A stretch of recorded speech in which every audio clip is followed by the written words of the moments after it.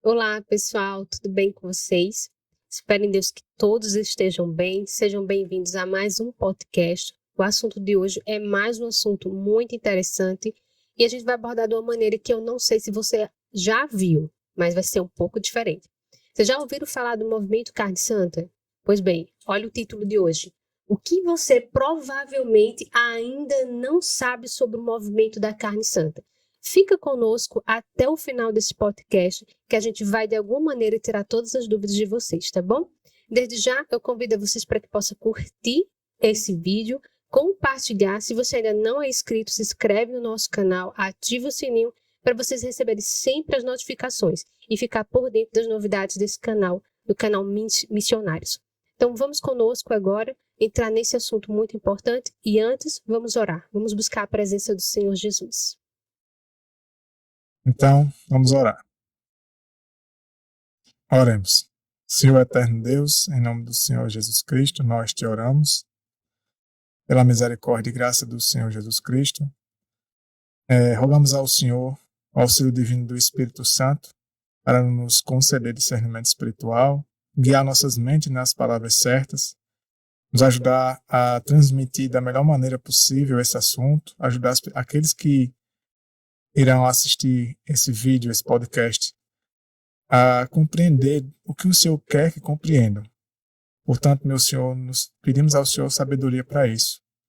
Que o Senhor nos capacite, nos ajude a nos esvaziar do nosso eu, permitir sermos preenchidos pelo Senhor e pela Tua verdade, pelo Teu Santo Espírito.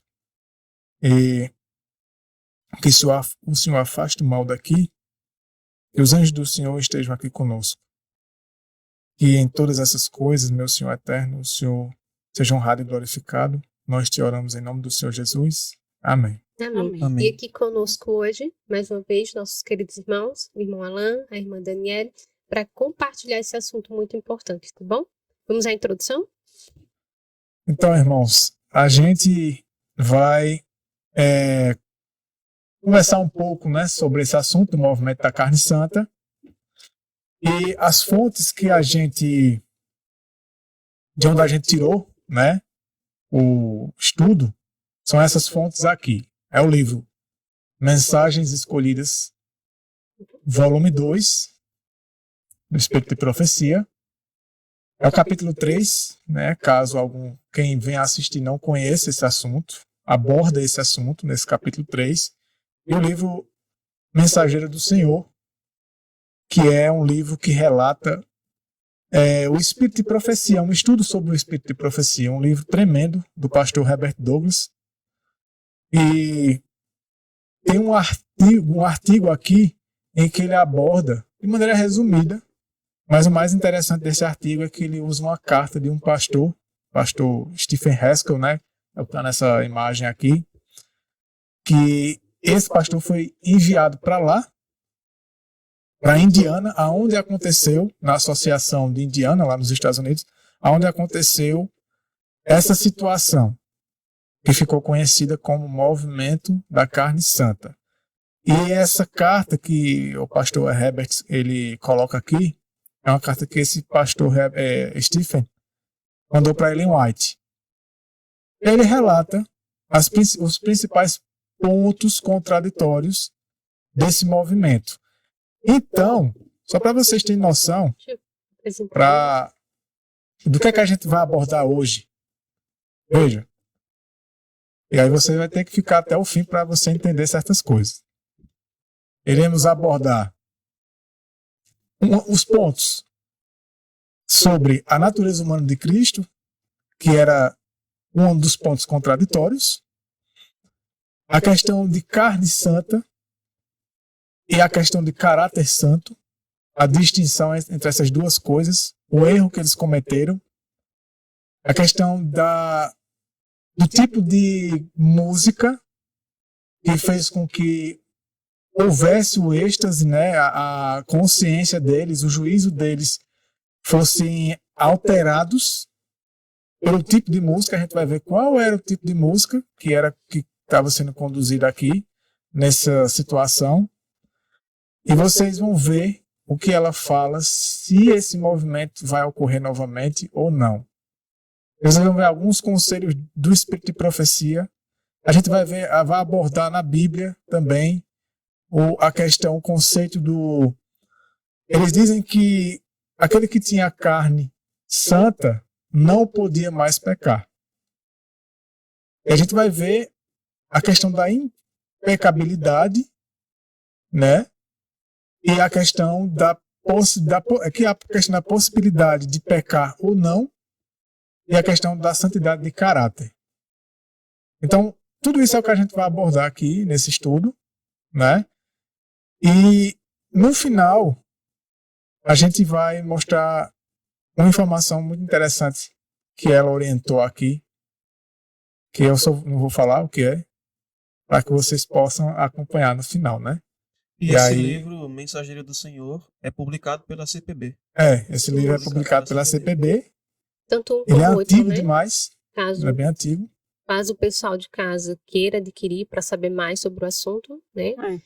É só entrar no site da CPB e lá vai ter todos os na livros. Página 198, que fala sobre o movimento da carne santa, para quem tem esse livro e de repente não chegou a prestar atenção nesse assunto. E então, ressaltando, né, pessoal? Fica até o final, é um assunto muito bom, é um assunto interessante, que é um assunto, assim, importante. Até porque, assim como foi no passado, voltará outra vez, e a gente tem que saber mais ou menos sobre isso, porque a intensidade dele vai ser maior. Né? E a gente colocou também esse título, porque o que é falado do movimento da carne santa não é a história verdadeira. A gente vai apresentar a história verdadeira. Isso. Então, muitas pessoas têm distorcido aquilo que aconteceu em Indiana, né? E colocando, rotulando alguns irmãos de fazerem parte do movimento da carne santa, quando na verdade eles são o oposto, e o que eles pregam é o oposto do que foi o movimento da carne santa. Exato. Então, por isso que é tão importante que as pessoas assistam o vídeo para realmente entender. Esclarecer, né? O que nós vamos fazer aqui hoje. O que foi esse movimento e que aquelas pessoas que estão sendo acusadas de fazerem parte hoje do movimento da carne santa não é bem assim. Na verdade, não tem nada a ver. E aí a gente vai ver que um lado do assunto já até chegou a ser abordado de maneira honesta, né? Que fala sobre a questão da música. Mas o outro lado, o aspecto da questão da carne santa em si, não foi abordado. Então a gente vai... nós vamos começar esse estudo justamente pelos termos que são utilizados. Porque dentro do Adventismo hoje, no meio teológico, quando vão falar sobre o movimento da carne santa, geralmente eles rotulam esse movimento, foi um grupo de adventistas, que esse movimento que surgiu no meio do adventismo eram perfeccionistas. Eles ensinavam perfeccionismo. E é também mencionado que eles ensinavam que poderiam possuir impecabilidade. E a mensagem que é transmitida hoje é de que o termo impecabilidade significa aquele que crê que pelo poder de Deus é possível não pecar ou deixar de pecar. Só que nós vamos ver aqui, de acordo com o dicionário e também com a palavra de Deus e o espírito de profecia, que o termo impecabilidade não significa isso. Então vejam só, de acordo com o dicionário, eu pesquisei no Google, o termo impecabilidade, um dos significados do termo impecabilidade, porque depois eu vou mostrar para vocês que existe também um outro significado. Impecabilidade, qualidade, condição ou estado do que é ou está impecável. Então aqui nós temos dois tipos de impecabilidade. Qualidade do que é impecável e qualidade do que está impecável. E o termo ele é sinônimo do verbo ser, né? E o verbo ser é sinônimo de existência. Por exemplo, aquilo que é. a gente entende assim, é como se fosse algo inerente à natureza. Algo que já está em sua natureza. E a impecabilidade do que está, o termo está, a palavra está, ela é sinônimo de condição. Então, nós temos o quê? Nós temos dois tipos de impecabilidade. A impecabilidade do que é, que eu intitulei como impecabilidade por natureza, outros chamam impecabilidade absoluta. Então, a impecabilidade do que é, nós chamamos de impecabilidade por natureza. E a impecabilidade do que está é sinônimo de condição, então a impecabilidade por condição. Então, de acordo com o dicionário, existem dois tipos de impecabilidade. Por natureza, qualidade do que é impecável, e por condição, qualidade do que está impecável. Ok. Então, eu vou dar aqui alguns exemplos bíblicos para que a gente possa entender esses dois conceitos: impecabilidade por natureza, impecabilidade por condição. Por exemplo, Paulo, ele menciona o seguinte em 1 Timóteo, no capítulo 1, verso 17. Ele diz assim: Ora, ao Rei dos séculos, imortal, invisível, ao único Deus sábio. Paulo aqui diz que Deus é imortal. Aí eu faço a pergunta a vocês: Deus é imortal ou Deus está imortal? Ele é. E é. Ele é. Então Deus é imortal por natureza. A imortalidade é um atributo inerente à sua natureza. Ele não é imortal por condição. Ou seja, algo que ele recebe ao cumprir uma condição. Até porque ele é Deus eterno, né? Uhum. É. Sim. Então, Deus, ele é imortal por natureza. Um outro exemplo.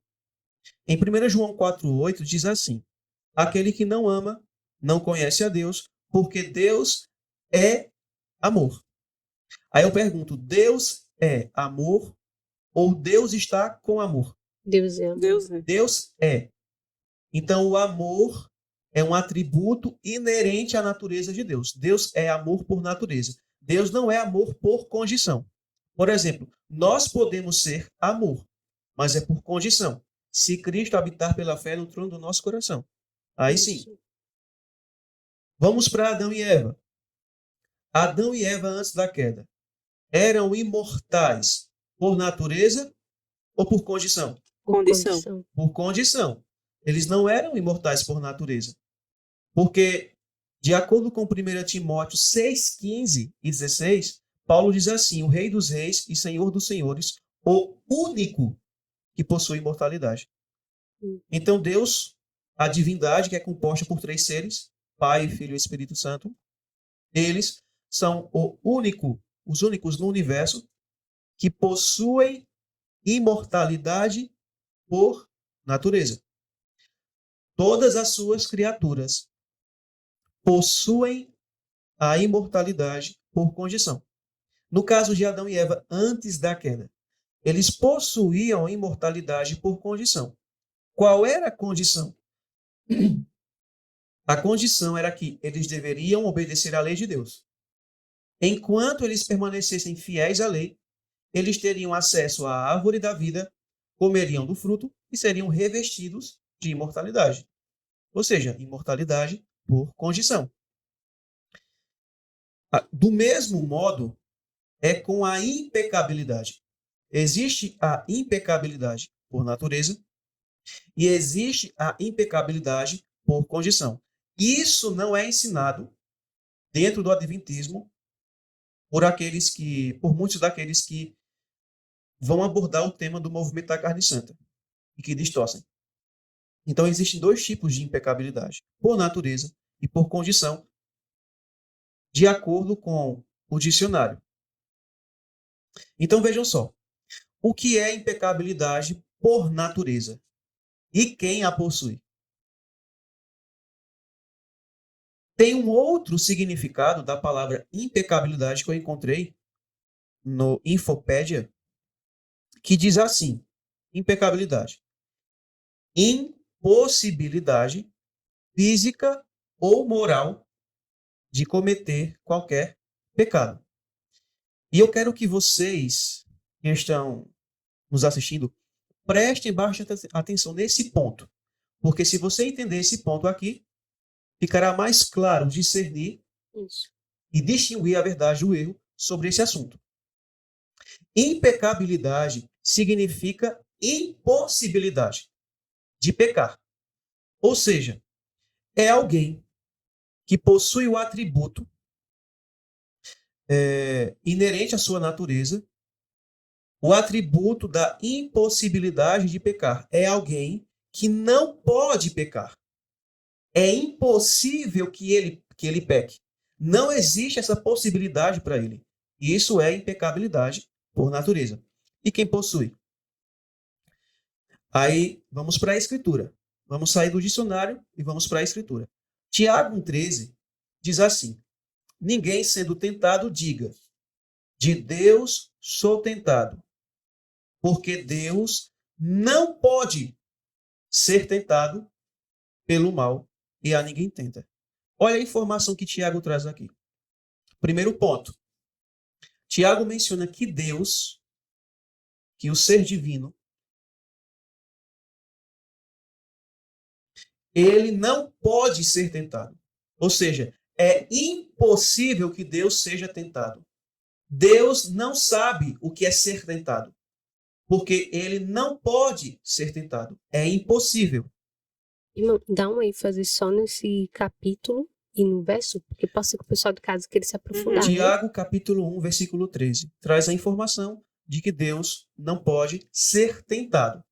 Agora, em Hebreus 6,18, Paulo diz assim: nas quais é impossível que Deus minta. Mentir é pecado.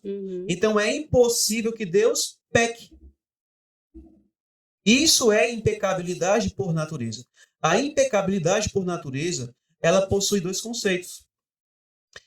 É alguém que não pode ser tentado e alguém que não pode pecar, como o apóstolo Tiago e Paulo apresentam aqui. Então, isso é impecabilidade. É a impossibilidade física ou moral de cometer pecados e também a impossibilidade de você ser tentado.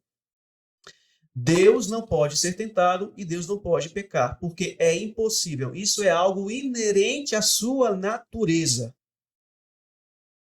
Então, a divindade, unicamente a divindade, o Pai, o Filho e o Espírito Santo, é quem possuem a impecabilidade por natureza. E vou repetir, impecabilidade por natureza é aquele que não pode ser tentado e aquele que não pode pecar. Ok. Agora, o que é impecabilidade por condição e quem possui? Pois bem, no dicionário, como eu mencionei a vocês, além de a impecabilidade significar impossibilidade, também ela significa sem falha ou defeito, irrepreensível, perfeito, correto. Ou seja, alguém impecável. A impecabilidade por condição é alguém que pode ser tentado e pode escolher pecar, mas que, pelo poder de Deus, a condição, ele não peca. Ele resiste à tentação e não peca. Então, impecabilidade por condição, no conceito da impecabilidade por condição, existe a possibilidade de ser tentado e existe a possibilidade de pecar. Mas também existe a possibilidade de escolhermos, pelo poder de Deus, resistir à tentação e não pecar. Então, com esses dois tipos de impecabilidades, definidos, nós vamos entender um pouco mais. Agora, quem possui impecabilidade por condição? Todas as criaturas que Deus criou. Todas elas possuem impecabilidade por condição. E nós, seres caídos, que já pecamos, nós também podemos possuir impecabilidade por condição. Então, todas as criaturas que Deus criou não possuem impecabilidade por natureza. Por quê? Porque elas podem ser tentadas e elas podem escolher pecar. Então, o que as criaturas de Deus possuem é impecabilidade por condição. E eu vou mostrar isso para vocês. No livro Primeiros Escritos, Ellen White, ela tem uma visão de outros mundos. Ela foi conduzida em visão para visitar outros mundos não caídos. E ela começa a descrever como era lá. E ela diz assim, que eles ostentavam a expressa imagem de Jesus, ou seja, possuíam o caráter de Cristo, perfeição de caráter. E seu semblante irradiava santa alegria, que era uma expressão da liberdade e felicidade do lar. Agora ela vai fazer uma pergunta a um desses seres. Ela diz assim: perguntei a um deles porque eram muito mais formosos que os da terra. A resposta foi: vivemos em estrita obediência aos mandamentos de Deus e não caímos, ou seja, e não pecamos em desobediência como os habitantes da terra, Adão e Eva. Uhum. Aí ela diz assim: vi então duas árvores. Uma se assemelhava muito à árvore da vida existente na cidade. O fruto de ambas tinha belo aspecto, mas o de uma delas não era permitido comer. O que é que você se lembra? Uhum. Do Jardim do Éden. Então, isso Então, do mesmo modo, significa que a mesma árvore que tem aqui na Terra, quando o Jardim do Éden estava aqui, tem nesses outros mundos tem outros mundos não O caídos. teste foi para todos, né? Eles também foram testados. Satanás também foi lá tentar eles. Então, vejam só. Aí ela diz assim, ó, tinha uma faculdade de comer de ambas. Ou seja, havia a possibilidade deles comerem da árvore proibida, assim como para Adão e Eva. Mas era-lhes vedado comer de uma. Então meu anjo assistente me disse: ninguém aqui provou da árvore proibida. Se, porém, comessem, cairiam. Então, o que é que nós podemos aprender com esse relato? Que os seres de outros mundos que não caíram também passaram pelo teste da prova. Uhum. Eles foram tentados por Satanás a pecarem contra Deus, comendo do fruto proibido. Ou seja, essas criaturas de outros mundos não caídos foram tentados e poderiam escolher pecar. Mas o que foi que eles fizeram?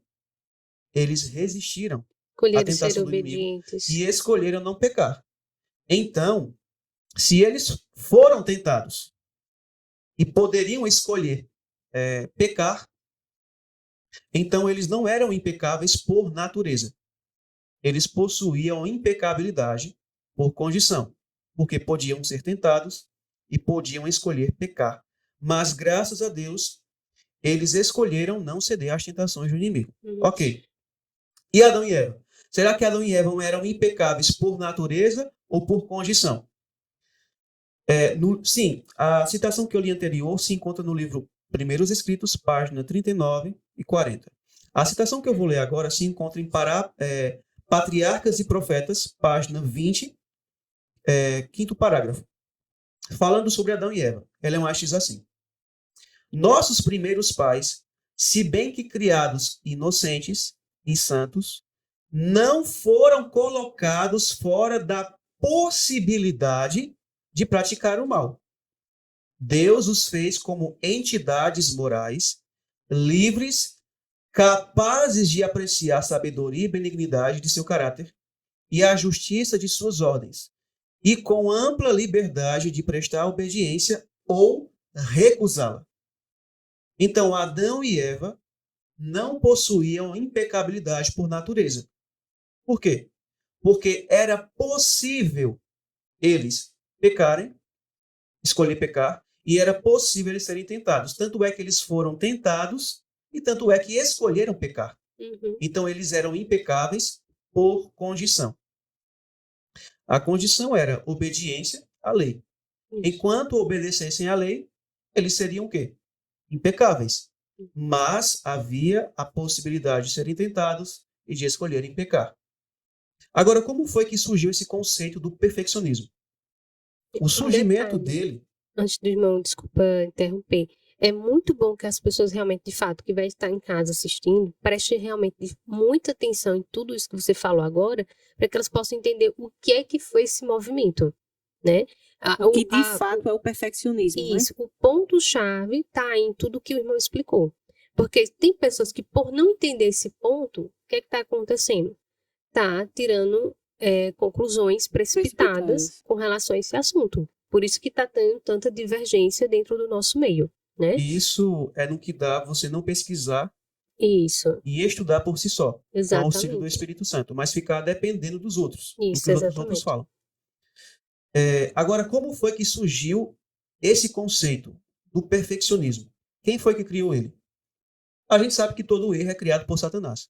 Então, foi Lúcifer que criou esse conceito. Olha que interessante essa citação que se encontra no livro Patriarcas e Profetas, página 11, primeiro parágrafo. Olha o pensamento que ele começou a ensinar.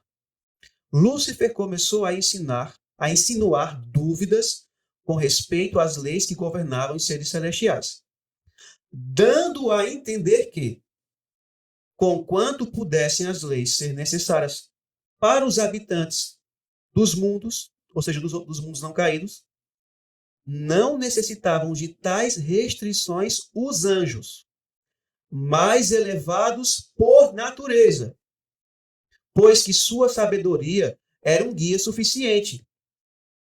Não eram eles seres que pudessem acarretar desonra a Deus. Todos os seus pensamentos eram santos. Não havia para eles maior possibilidade de errar do que para o próprio Deus. Então, o que é que Lúcifer estava ensinando no céu? Que assim como Deus é, e assim como que para Deus é impossível pecar, assim também era para eles os anjos.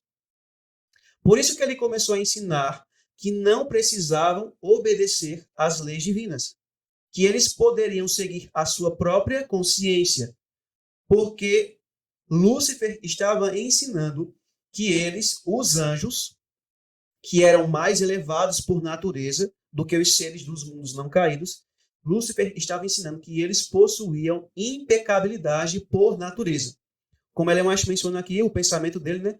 Não havia para eles maior possibilidade de errar do que para o próprio Deus. Então, Lúcifer estava ensinando que ele, os anjos,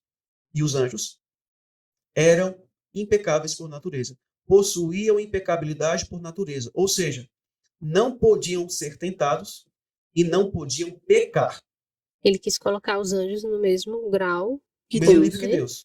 Então, será que Lúcifer ele tinha razão?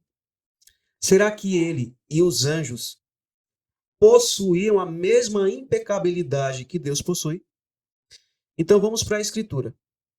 Em Ezequiel 28:15 diz assim: perfeito eras nos teus caminhos desde o dia em que foste criado.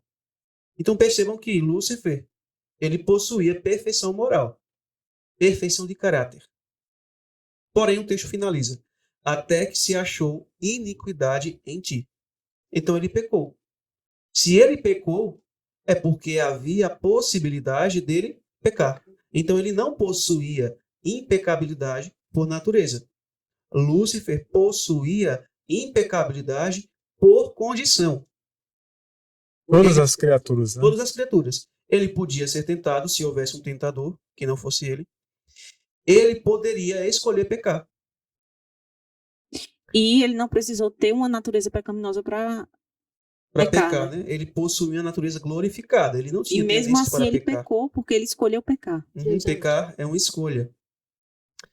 Uma outra passagem se encontra no livro A Verdade sobre os Anjos, página 27, primeiro parágrafo.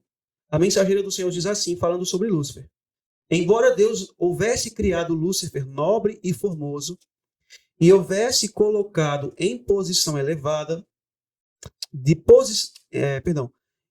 e o houvesse colocado em posição de elevada honra entre os anjos, não o deixou fora do alcance da possibilidade do mal. Satanás tinha o poder, se decidisse por este caminho, de perverter seus dons. Então, Lúcifer, os anjos, as criaturas que Deus fizera, eles possuíam impecabilidade por condição e não por natureza. Era possível que eles escolhessem pecar. Eles não estavam impossibilitados de pecar. Era possível eles pecarem. E Apocalipse 12:4, nós conhecemos esse texto, diz assim, falando sobre o dragão, que João viu, diz que a sua cauda levou após si a terça parte das estrelas do céu. As estrelas, nós sabemos que simbolizam os anjos. O dragão é Satanás. A cauda simboliza o falso profeta. Então, Satanás enganou os anjos com essa falácia de que eles possuíam impecabilidade por natureza, de que eles não poderiam pecar e não precisavam obedecer às leis. Mas João menciona aqui que eles foram enganados por ele e que eles pecaram e foram lançados para a terra. Eles foram expulsos de lá. O engano, bem rapidinho, o engano de Satanás com eles foi de induzir eles de que tudo que eles eram por si só. De que a santidade dele, o poder deles, era inerente à natureza era deles, natural deles. Eles não dependiam de Deus e da obediência a Deus, né? De estar conectado com Deus. Era isso, esse era o engano dele, né? Uhum. Ele colocou na cabeça dos anjos de que o que eles eram e o que eles faziam eram porque eles tinham aquilo neles mesmos, na natureza deles. Eles eram aquilo por natureza. Impecabilidade do que é, segundo diz o dicionário, né? Porque o termo eles como eu já mencionei. Eram, né? Então, quando você lança essa mentira, vai cair naquela condição que você falou. Então, não é mais necessário a lei para me guiar, porque eu mesmo, o que eu fizer é tudo certo. É tudo certo. É tudo certo. E no movimento da Carne Santa, quando a gente vai ver mais para frente, eles agiram da mesma forma. Eles viviam em uma vida de pecado, né? Assim, aberto, mas eles achavam que estava tudo certo. Por quê? Porque eles não podiam pecar. E é contra essa classe que João vai falar. Quando ele fala lá em 1 João, capítulo 1, verso 8, né? Quando diz assim, que as pessoas estavam se declarando que eram santas, né? Que não pecavam, mas enquanto elas viviam em pecado, né? Conhecido. Em transgressão. Então, as criaturas eles não eram impecáveis do que é, como menciona o dicionário. Eles eram impecáveis do que está. Impecáveis por condição. Impecabilidade por condição. E não impecabilidade por natureza. Eles não possuíam isso. Tanto é que Lúcifer escolheu pecar, tentou os anjos e eles escolheram também pecar. Então era possível eles serem tentados e eram possíveis escolherem pecar. Então a impecabilidade que eles possuíam era por condição. Pois bem, então, só para não perder aqui uma lógica aqui, né? Isso é tão certo que uma parte dos anjos não escolheu pecar, né? Ficaram firmes na sua decisão e não escolheram pecar. Enquanto a outra parte, que ficou do lado de Satanás, escolheram pecar junto com ele. Isso ficou tão evidente, tão lógico, né? Que é por condição. Né? É opcional eu escolher. Uma classe foi tentada, mas recusou ceder à tentação e não pecou. A outra classe foi tentada e aceitou a tentação e pecou. Tanto é que eles caíram e a terça parte de anjos foi lançado para a terra, foi expulso do céu. Então, definindo esse conceito de impecabilidade, que não é apenas não é apenas impecabilidade por natureza, ou como é chamado no meu teológico de impecabilidade absoluta. Segundo o dicionário, que a gente iniciou, mostrando que o dicionário aponta para duas direções, impecabilidade do que é, impecabilidade do que está. impecabilidade por natureza, impecabilidade por condição. E a gente confirmou na Escritura e no Espírito de Profecia. E esse conceito do dicionário está correto. Então, existem dois tipos de impecabilidade.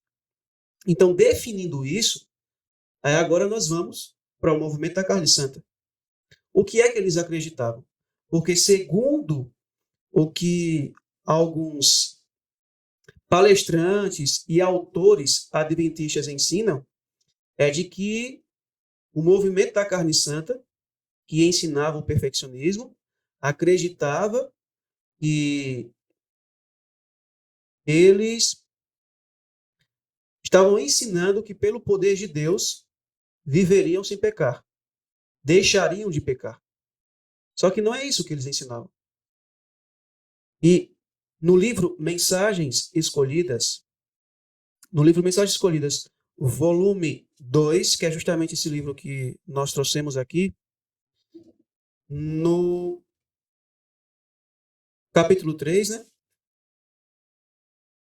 Na página 32, no segundo parágrafo, Ellen White falando sobre o que eles ensinavam e acreditavam, uma das coisas que eles ensinavam, ela diz assim, seja esse aspecto de doutrina levado um pouco mais longe e conduzirá à pretensão de que seus defensores não podem pecar. O que é isso? Não havia mais a possibilidade, né? Que não havia mais a possibilidade deles pecarem. Era isso que eles ensinavam. Eles não estavam ensinando que, pelo poder de Deus, poderiam vencer as tentações e não pecar. Eles não estavam ensinando que, pelo poder de Deus, eles viveriam ou poderiam viver uma vida imaculada. Não, eles não estavam ensinando isso. O que eles estavam ensinando é de que, uma vez que obtivesse a carne santa, eles não poderiam mais pecar. Mesmo que quisessem. Mesmo que quisessem. Esse é um grande Era erro. impossível para eles pecar, como o próprio Deus, né? Aí ela finaliza dizendo assim, o pensamento deles, de que uma vez que tenham carne santa, suas ações são todas santas. Até as ações erradas. Justamente, até Para as ações eles, erradas. eles não era mais errado. Que porta de tentação se abriria assim? Mas antes de eu partir desse ponto aqui, sobre a impecabilidade por natureza que eles ensinavam, tem uma coisa que é preciso explicar. Da onde surgiu esse termo carne santa? É o seguinte, eles ensinavam que através de um êxtase pentecostal, eles deixariam de possuir carne pecaminosa ou natureza pecaminosa ou inclinações para o mal e passariam a possuir uma carne santa. Então, o termo carne santa significa a ausência de natureza pecaminosa ou a ausência de tendências para o mal.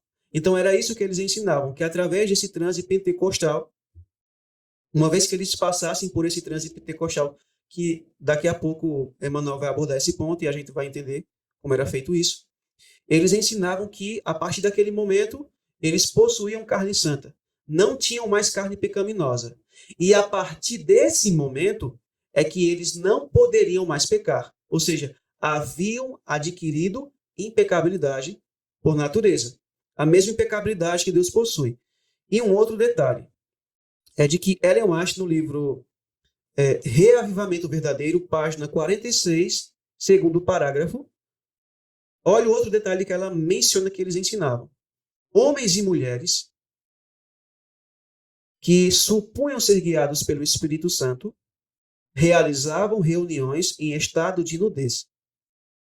Falavam acerca de carne santa, diziam viver além do poder da tentação. Ou seja, eles ensinavam que estavam além do poder da tentação, que não eram mais tentados.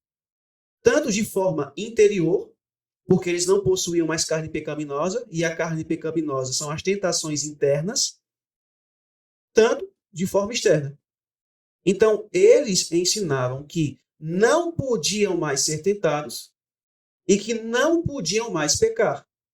Isso é o quê? Impecabilidade por natureza. A impecabilidade que Deus possui e a impecabilidade que Lúcifer começou a ensinar no céu, dizendo que eles, os anjos, possuíam. Mas nós vimos que não era verdade. Então, eles estavam ensinando o mesmo conceito que Lúcifer ensinava no céu, de que eles não podiam mais ser tentados e de que não podiam mais pecar. Eles não estavam ensinando que, pelo poder de Deus, era possível vencer a tentação e não pecar. Eles não estavam ensinando isso. O que a gente vê hoje, repito, por muitos que, dentro do Adventismo, quando vão falar sobre o movimento da carne santa, eles distorcem o que eles ensinavam. Eles dizem, não, eles ensinavam que pelo poder de Deus era possível viver sem pecar, que pelo poder de Deus era possível não pecar, deixar de pecar. Isso é mentira, eles não ensinavam isso. O que eles ensinavam é que possuíam impecabilidade por natureza, uma vez que adquiriram a carne santa. Ou seja, não possuíam mais natureza pecaminosa. Só que eles não possuíam impecabilidade por natureza. Nós não possuímos impecabilidade por natureza, porque é possível sermos tentados e é possível que a gente escolha pecar. E lembrando também que eles ensinavam isso por meio de um êxtase, como você falou, uma experiência, né? Um suposto batismo do Espírito Santo, e assim, de uma hora para outra. Eles não ensinavam que você precisava renunciar ao seu eu, que você precisa ter uma vida de comunhão com Cristo, que você precisa estar ligado à videira, para que Cristo possa operar e transformar o seu caráter. Não era isso que eles ensinavam. Então, assim, trazendo isso para os nossos dias, os cultos, como Emmanuel vai abordar, eles não apelam agora para as experiências, para que você sinta e que você precisa ter aquele momento de santificação com Deus, e você sai dali, Naquele êxtase, né? naquele êxtase, e ali você tá cheio da unção, e essas coisas todas, naquele momento você está mais junto de Deus, e aquele momento ali você está, de certa forma, se santificando. A santificação, o que hoje é pregada, não é dessa forma, por meio de experiências. É um êxtase emocional. É por meio de, justamente, emoções. Não por meio de uma vida de abnegação, que foi isso que Cristo ensinou, né?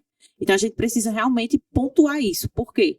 Porque, como Alan bem falou, hoje, quando se vai ensinar sobre o movimento da carne santa, se ensina de forma muito distorcida do que ele realmente foi. E para finalizar a minha parte, e eu poder passar para Emmanuel, é preciso aqui mostrar que, quando Ellen White vai combater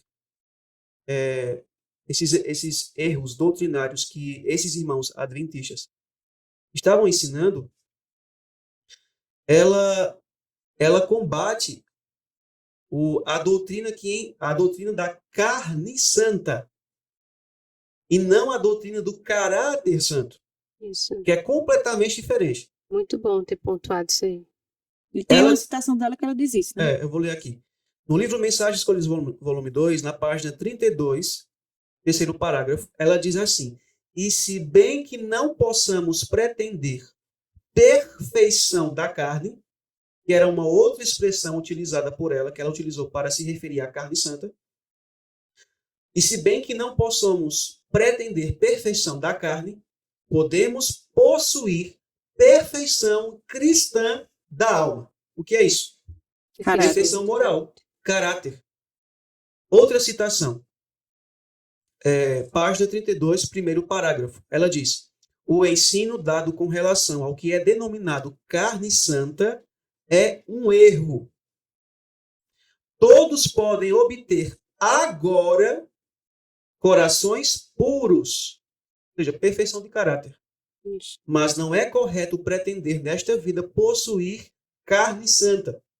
A carne santa nós só iremos possuir caso estejamos no grupo dos salvos, quando Cristo voltar, que ele vai glorificar a nossa carne, um aspecto físico. E detalhe, essa carne santa só vamos possuir se tivermos o quê? O caráter santo. Caráter Isso. santo. Então, Primeiro tem que vir o caráter santo para ter a carne santa. Exatamente. O caráter, a gente tem que estar transformando ele hoje, agora. como ela menciona aqui. Né?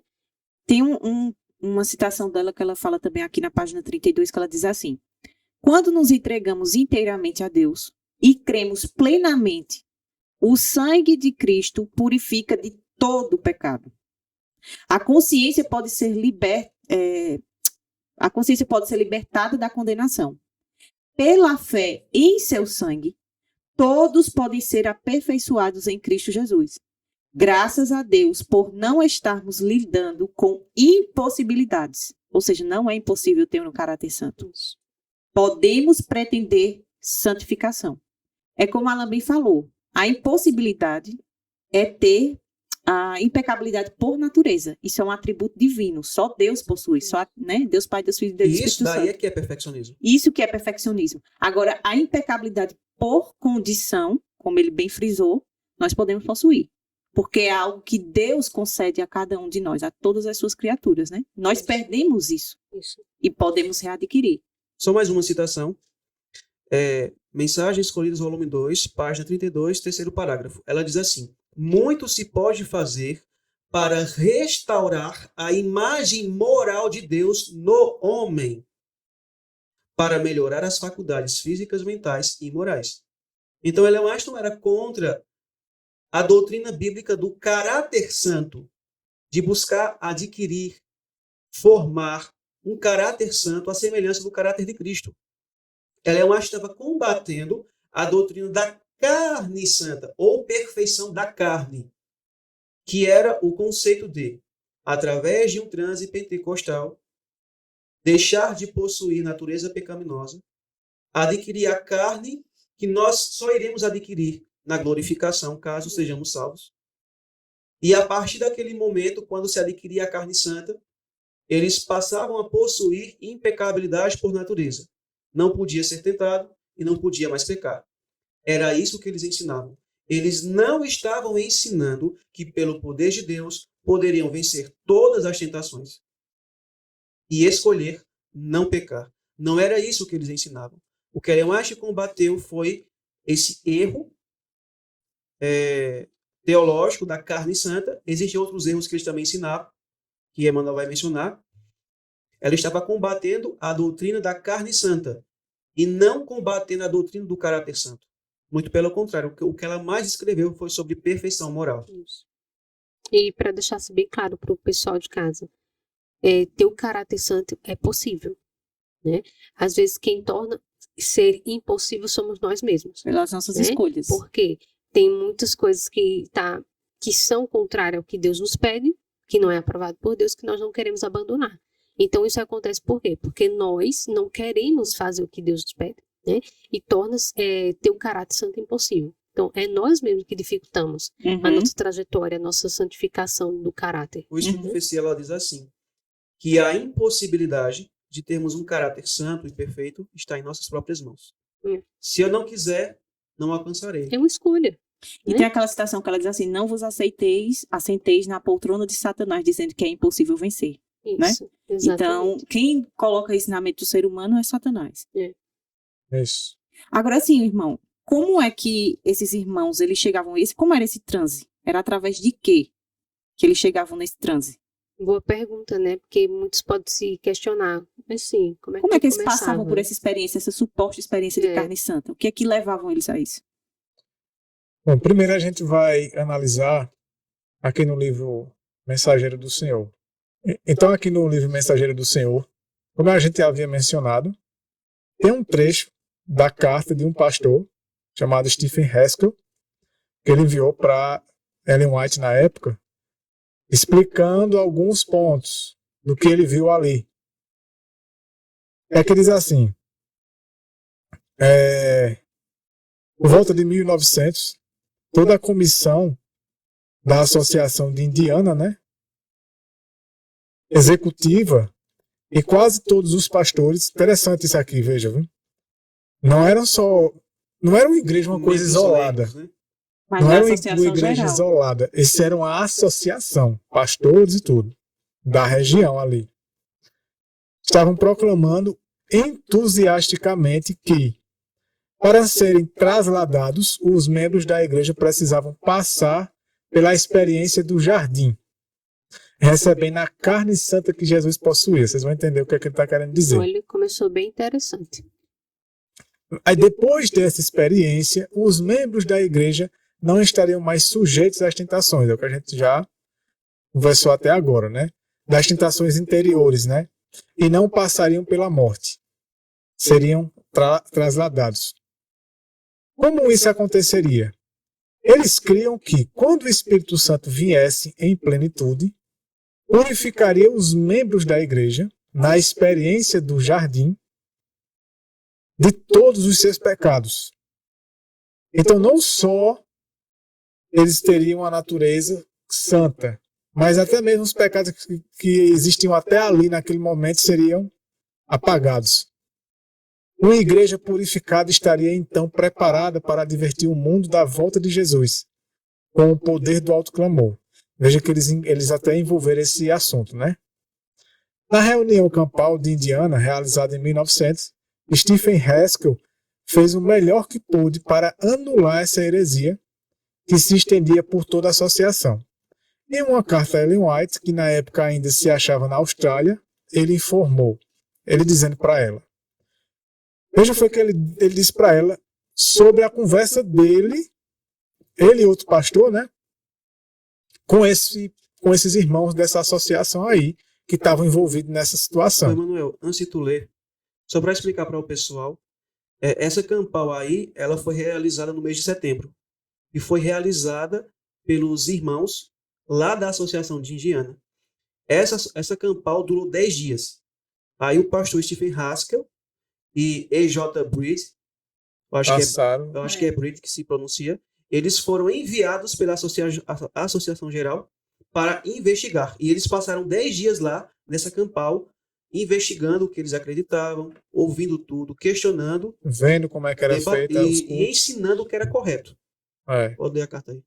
E aí ele escreveu isso aqui para Ellen White.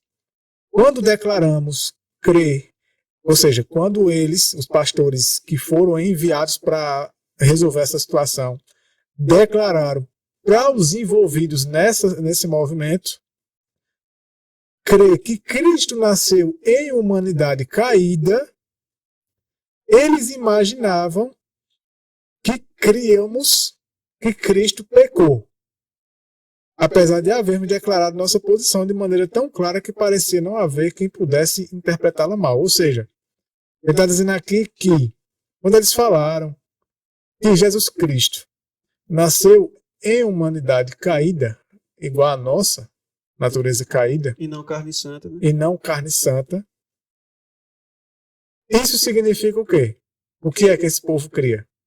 Se eles declararam para esse movimento que Jesus nasceu com natureza caída, natureza humana caída, e quando esse povo ouviu esses pastores da associação Haskell falarem isso, disseram, então vocês estão dizendo que Jesus Cristo pecou? Gente, porque na mente deles, automaticamente, ter natureza caída é pecado. É pecado. Parece tanto com algo que a gente vê hoje, né? Soa aqui na minha mente. Aí, o Stephen Haskell continua. O argumento teológico deles sobre este aspecto específico parece ser este. Creem que Cristo tomou a natureza de Adão antes da queda, quando nasceu, né? Revestiu-se assim da humanidade conforme ela era no Jardim do Éden, e, portanto, a humanidade era santa, a humanidade dele, e esta era a humanidade que Cristo possuía.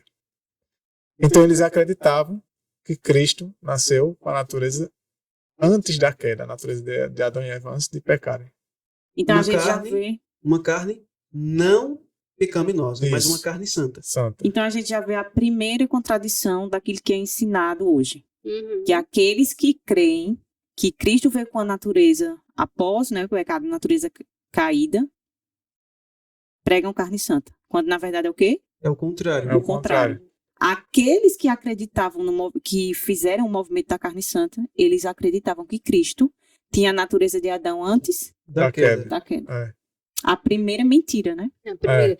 Até porque o Espírito de Profecia fala muito que Cristo ele veio quando a raça humana já tinha o quê? 4.000 anos de degradação de pecado. Justamente. Não tinha... E Paulo é muito direto em dizer o quê? Que ele não tomou a natureza dos anjos, mas a descendência de Abraão. Exato. Aqui diz assim, ó.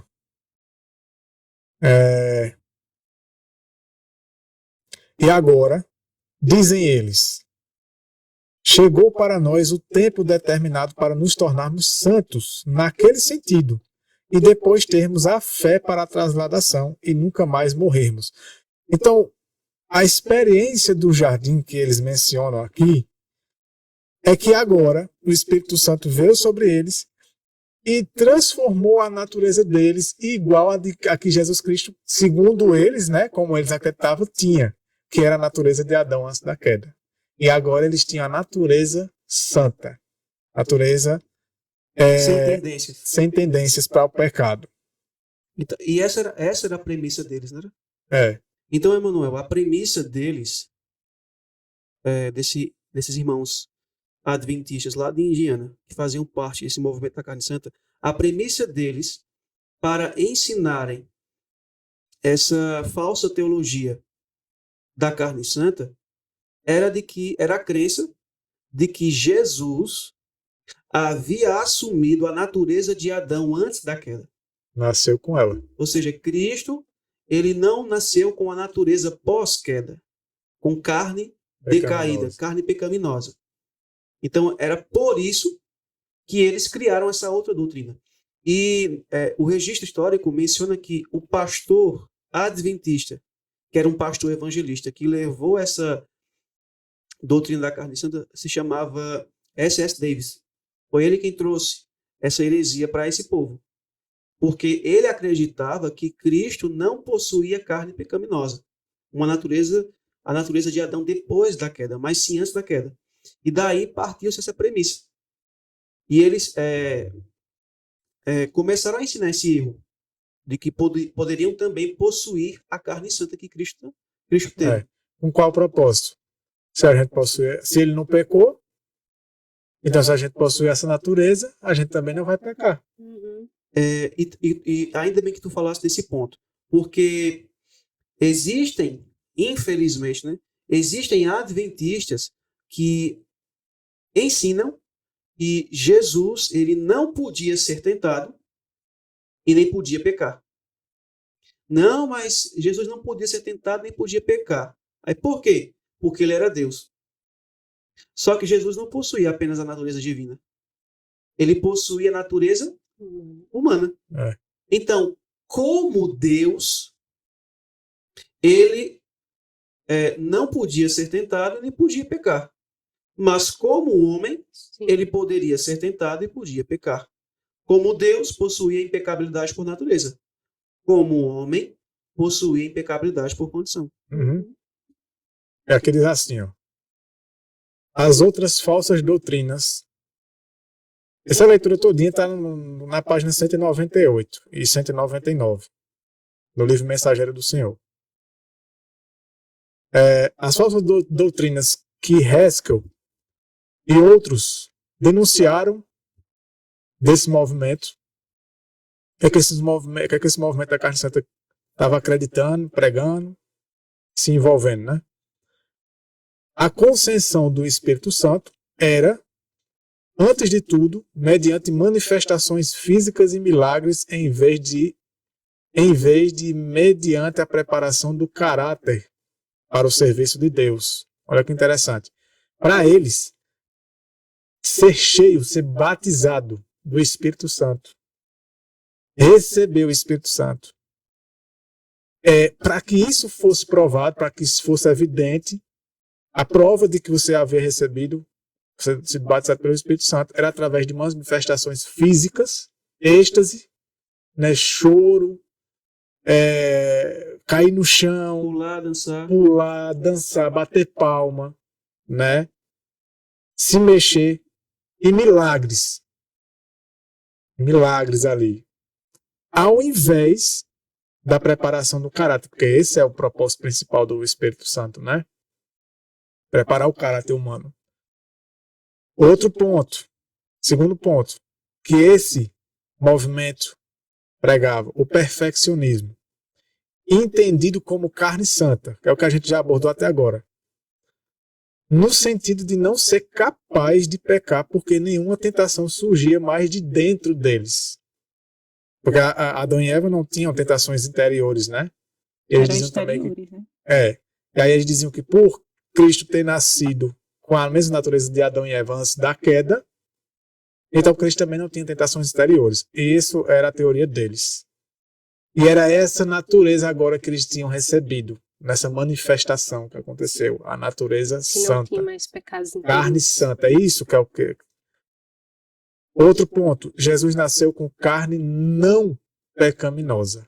Olha, um erro teológico deles. Carne não pecaminosa. Ou seja, eles não acreditavam que Jesus Cristo tinha natureza pecaminosa. Então quer dizer que o erro teológico está em quem não crê que Ou Cristo seja, tinha carne pecaminosa. Os filhos do movimento da carne santa são aqueles que creem que Jesus Cristo nasceu com a natureza antes da queda, que Adão e Eva tinham antes da queda. Então esses são os perfeccionistas de hoje. Exatamente. Isso é o perfeccionismo, né? No momento, outro erro, no momento da concepção, ou seja, no momento que o Espírito gerou Jesus Cristo, isolou Jesus da lei da hereditariedade. A lei que todo ser humano nasce com ela, a lei que herda as tendências, né, dos pais, né? Então, ele não se eles acreditavam nisso, Jesus não poderia herdar nada de Maria. Isso. Jesus não herdou nada da natureza humana caída. E a gente sabe que essa Segundo crença eles. é católica, né? É. É vinho de Babilônia. Para refutar isso rapidamente, no livro Desejado de Todas as Nações, página 25, quinto parágrafo, Ellen diz assim, falando sobre Jesus. Como qualquer filho de Adão, aceitou os resultados da operação da grande lei da hereditariedade. O que estes resultados foram manifesta-se na história de seus ancestrais terrestres. Veio com essa hereditariedade para partilhar de nossas dores e tentações e dar-nos o exemplo de uma vida impecável. Pronto, refutou. Contraditório, né? Eles estavam ensinando o erro. Eles estavam ensinando o contrário do que o Espírito de Profecia revelou. E hoje também é ensinado esse mesmo erro. Exatamente. Outro erro. As pessoas seladas não morrerão.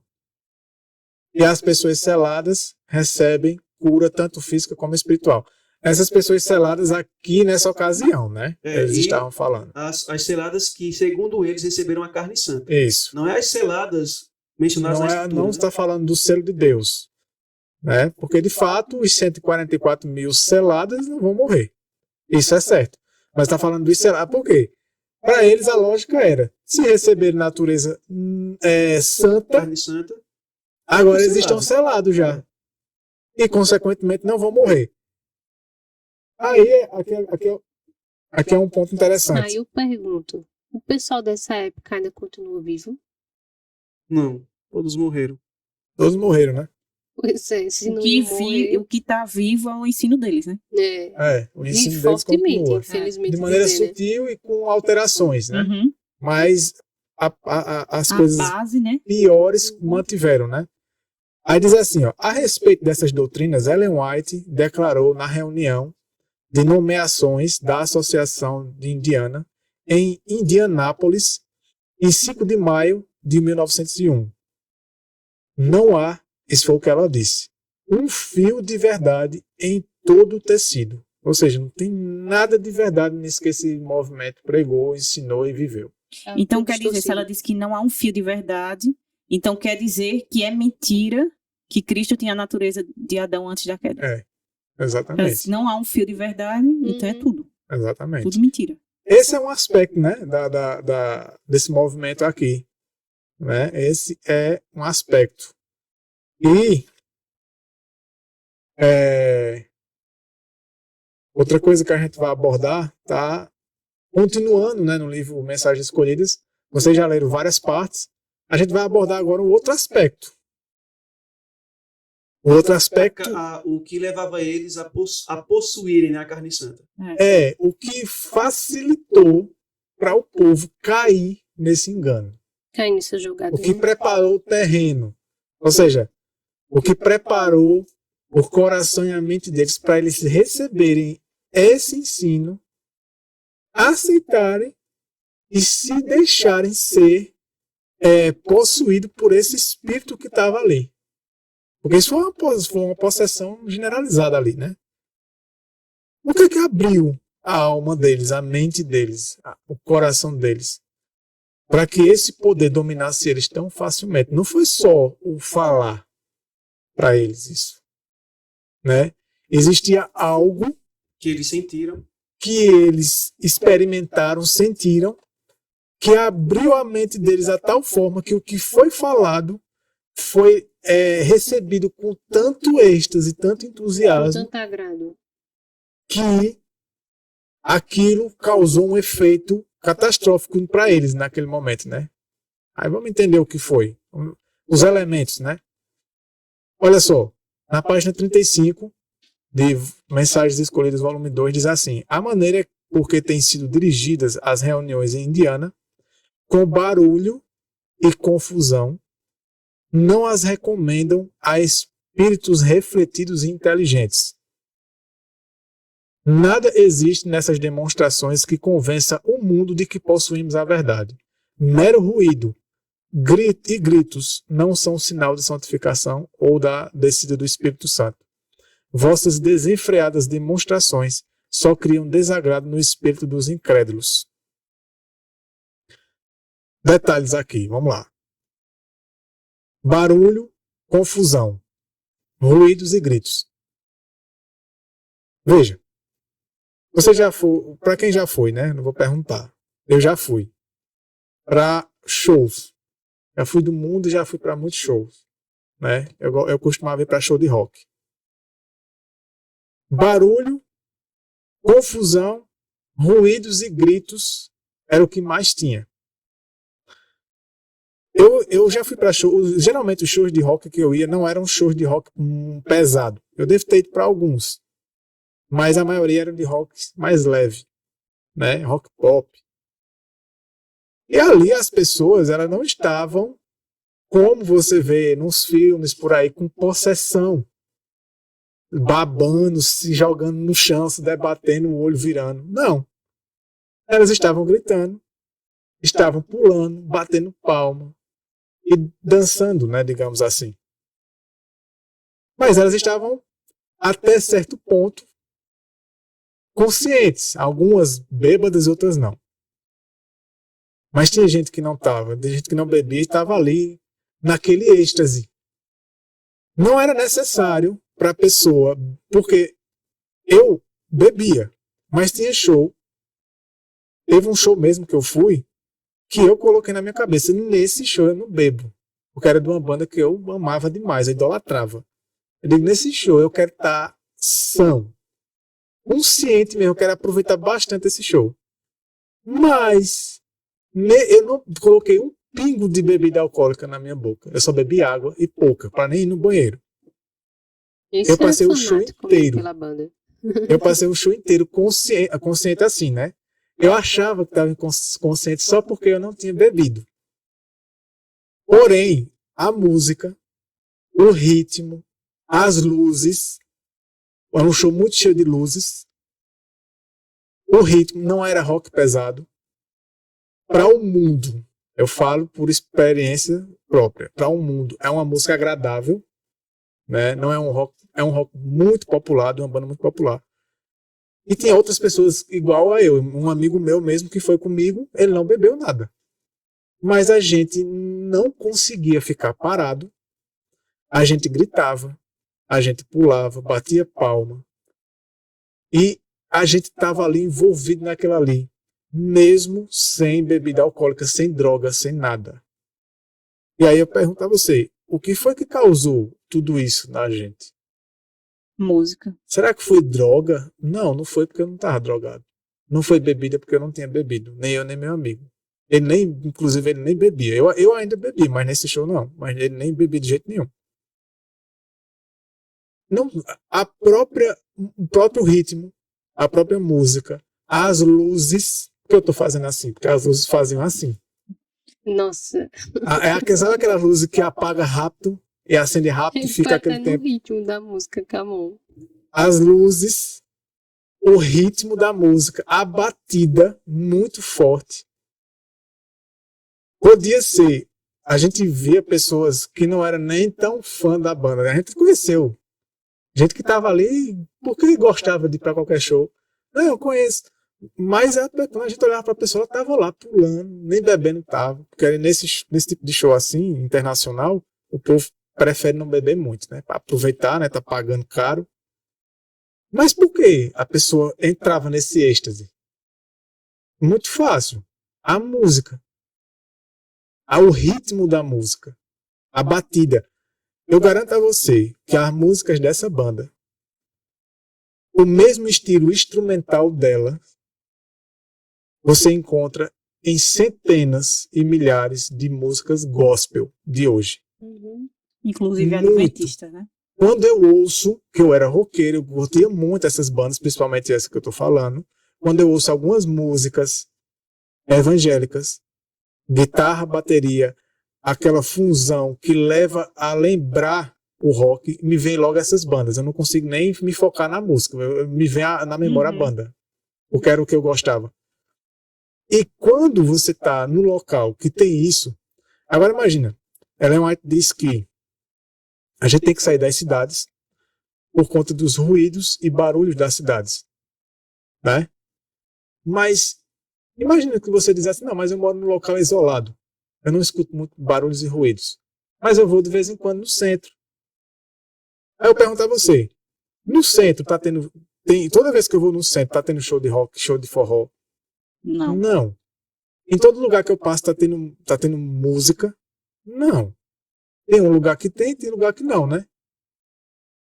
Mas por que ela diz que isso afeta a gente? O barulho, né? Os ruídos. E esse frenesi. Porque isso altera o nosso organismo, né? Muito. Já existem vários estudos deixando bem claro que altera o organismo, o lobo frontal. Desculpa cortar você. Tanto que se hoje você fala do rock, né? Hoje se você ouvir, não sei no rock, mas uma banda que ela vai pegar o toque. O ritmo parecido, o instrumental guitarra, parecido. Bateria, vai te fazer esse efeito. Comigo acontece a mesma coisa. Faz anos, né, depois que eu me converti, que eu não escuto nada das coisas que eu gostava. Mas se hoje eu ouvir, ele ainda mexe comigo. Olha aí, porque ele pede para que a gente saia das cidades, né? Hoje, se eu ainda ouvir... É porque a música, ela tem muito essa conectividade, assim, com a emoção, né? Isso. Então, você relembra o que você viveu, ela traz aquela memória afetiva. Exatamente. Né? Como eu falei, anos que eu não escuto mais. Depois que eu me converti, não escuto mais. Mas se eu ouvir, vem as lembranças. Lembrança de tudo que eu fazia, dos lugares que eu gostava de ir, que tinha aquelas músicas. Então aí tá o perigo. Mas a questão também, que ela menciona aqui, não é nem tanto a questão da cidade, né? Não, é algo pior. É isso que eu tô querendo chegar. Onde é que eu tô querendo chegar? Veja. Se ela diz, se ela fala que o ruído da cidade, é isso que eu tô tentando comparar. A gente já é prejudicial. Isso. Imagine dentro da igreja. Vamos raciocinar, um raciocínio lógico e rápido. Você andando na rua, um barulho ou outro, você passa por ali, mas nem todo momento você está ouvindo um barulho, uma música ou tudo. E isso já prejudica. Isso já afeta muito a nossa mente. Agora, isola isso. Isola um local fechado. Isola esse barulho. Concentra ele no local fechado. Coloca todo mundo nesse local e aumenta o som e põe esse barulho. Para ver qual será o efeito. Será que vai afetar ou não vai? O ser humano, o organismo humano. Vai ser uma coisa muito intensa, né? É isso. E ela, como ela diz aqui, ó, que em Indiana as reuniões eram dirigidas com barulho e confusão. Aí quando a gente vai para o apóstolo Paulo nos dá aqui orientação de como deve ser o culto racional. Isso. E aqui tem decência e ordem. Decência e ordem. É. Então isso é impossível dentro desse ambiente. Veja, na página 36, no terceiro parágrafo, onde tem culto com uma balbúrdia de ruído. Ela diz assim: as coisas que descrevestes, isso é ela falando de Stephen Haskell, quando escreveu para ela, Ela né? respondendo para ele, né? As coisas que escrevestes como tendo lugar em Indiana, o Senhor revelou-me que havia de ter lugar imediatamente antes da terminação da graça. Opa, aqui está querendo dizer então que nos vai nossos voltar dias, né? próximo do tempo do fim, né? Já estamos vivendo nesse tempo, né? Vamos lá. Demonstrar-se a tudo quanto é estranho. Haverá gritos, com tambores, música e dança. Essas músicas não são sacras. Se eles dançam, Uhum. Não tem nada de consagrado Veja, nelas. Nem na época eu não gostava de dançar. Nunca gostei. Só que no show de rock eu não conseguia ficar parado. Era quase que era involuntário. né? Era envolvente demais. a mão levantada. Batendo palma, gritando, pulando. Por quê? Porque a alteração que aquele ritmo está causando no organismo, no lobo frontal, no sistema nervoso, nas batidas cardíacas, que ela altera as batidas cardíacas, né? O ritmo sincopado, ele altera e acelera você, gera adrenalina, né? Que é uma coisa que não é para gerar. A adrenalina, ela é, digamos que um escape, né, do sistema da gente. Só que esse tipo de música causa isso. Veja o que é que ela diz agora. Os sentidos dos seres racionais ficarão tão confundidos que não se pode confiar neles quanto a decisões retas. E isto será chamado de operação do Espírito Santo. Isso lembra o quê? Igrejas o quê? Pentecostais e carismáticas. E carismáticas. Igrejas pentecostais Agora, quando ela e fala carismáticas. que os seres o sentido dos seres racionais ficaram tão confundidos que não se pode confiar neles quanto a decisões retas. Então, pessoas que consomem esse tipo de música, sejam eles pastores, músicos, né? E seja membros comuns. dentro ou fora da igreja. Sim, essas pessoas, elas estão aptas para Não. exercer funções. Elas estão sendo preparadas para o que ela acabou de dizer aqui, que vai voltar a acontecer. Está tendo um terreno preparado para isso. Veja, eu e ela, antes de a gente conhecer a igreja adventista, fomos convidados por um colega meu para visitar uma igreja. Essa igreja, ela é carismática. Ela é neopentecostal. É um pentecostal mais moderno, né? Para agradar mais a juventude e o povo mais pós-moderno. No dia que a gente foi, coincidentemente, era um testemunho de um ex-músico de forró. E ele estava lá dando testemunho dele. A cada 10 minutos de testemunho, ele cantava 2, 3 músicas. A letra da música falava de Jesus Cristo e de algumas coisas da Bíblia. Porém, o ritmo era o mesmo ritmo que ele usava quando ele era cantor de forró. Forró gospel. Eu lembro. Misturado com profano. Isso. Eu lembro que eu me incomodei demais e eu estava começando a conhecer. Nem conhecia a igreja adventista, nem sabia que existia. E eu já me incomodei. E lembro de que o meu colega com a esposa começou a dançar. A maioria começou a dançar. Todo mundo dançando, como se estivesse num show de forró. Só não estava se agarrando, né? Como um show de forró. Mas todo mundo dançando e pulando. E a gente ouviu quem estava atrás da gente. Quando olhou para mim e para a Viviane, a gente lá parado, não acreditando no que a gente estava vivendo, presenciando aquilo ali. Eu já estava saindo querendo sair do mundo. Querendo algo diferente. Porque eu gostava daquilo ali. E eu queria algo que eu não fizesse mais parte daquilo ali. Aí como é que eu chego numa igreja e tá lá o mesmo ritmo do que eu gostava? Então, isso aqui que vocês falaram é bem interessante, porque assim, qual é o argumento que as pessoas utilizam para colocar esse tipo de ritmo nas músicas? É atrair as pessoas. Mas vocês que estavam buscando com sinceridade a Deus, vocês foram repelidos. A gente foi repelido na hora. Eu nunca mais eu quis pisar ali. Justamente, teve uma época também, quando eu ainda não conhecia a mensagem adventista, que era de outra denominação. Tinha uma amiga minha que ela também visitava algumas igrejas evangélicas. E ela me apresentou uma banda de pagode. Eu nunca gostei de pagode, mas ela me mostrou e disse assim, vê que banda boa é essa, né? Aí era realmente letras... Pagode gospel. Pagode gospel. Eram letras, digamos assim, cristãs, entre aspas, e o ritmo de pagode. Aí ela disse assim pra mim, ela disse, eita, Já pensasse, isso aqui combina muito, a gente numa piscininha, a gente aqui ouvindo. Aí eu disse, só falta ela dizer que precisa da cerveja agora para completar, né? Sem álcool. Porque assim, você sabe que, e também tem estudos que demonstram, na verdade, que ritmos, eles desencadeiam o desejo por certas drogas lícitas e ilícitas. Por exemplo, o pagode, ele realmente desperta, e o samba, né? Desperta o desejo por bebidas alcoólicas, né? A cerveja. Já rock, ele desperta mais por as drogas ilícitas, né? Dá muito... Isso já foi comprovado. Então, assim, veja como ela, na hora, ela já remeteu a uma situação em que ela precisava estar num ambiente, né? Numa piscina, ouvindo pagode. E o que é que ela vai ter desejo de fazer mais com isso? Beber, né? E o resto, né? Então, assim, é a mesma situação. Induz você para a mesma coisa. Não tem diferença nenhuma. Não eleva sua alma a Deus. Não. Mas sim as coisas carnais. Veja, eu lembro bem rapidinho, só para me concluir. Quando a gente estava nessa situação, tinha umas pessoas atrás da gente que viram a gente parado. A gente não estava dançando. 90% da igreja estava dançando. Acho que só os velhinhos que não estavam. Todo mundo da idade da gente estava dançando. Quando olharam para a gente, disseram, esses aí não estão sendo possuídos pelo Espírito Santo. O Espírito Santo não está neles, porque se o Espírito Santo estivesse batizando eles nesse momento, eles estariam felizes.